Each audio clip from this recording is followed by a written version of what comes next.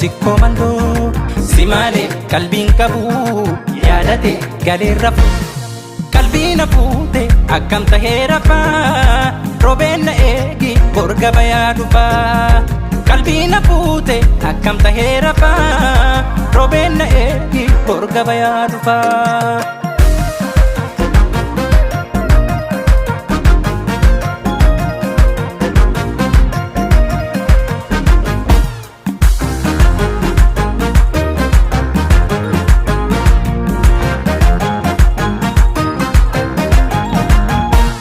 Shankorana biti naggaadeen karaakarini onsi malee kaabuu bulloonan taraatarini diishoo olii diishoon giraabaa olii tan giraabaa olii maganaha baaduu bulloosi waliin suma waliin oolaan baddaa dheeduu yoo gaaraa malee wayya gaaraa malee martii dhungoo beekuu si taatu malee wanti taatu malee.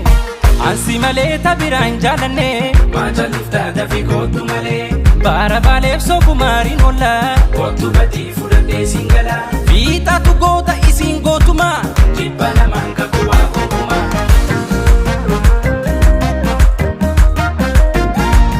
Baalee dachiin gootaa biyya looni uumaan badhaafamtu Oromooni si tochii biqilee suma faarsa natti jabeessitiin biiwansa aanaa jinaa qalbii na kajeele.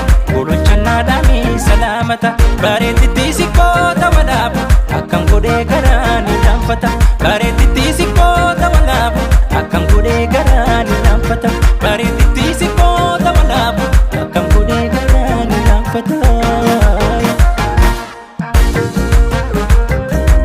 Inaana haydaroo keessa tulluu shanii si faarsa intaloo itu taloo.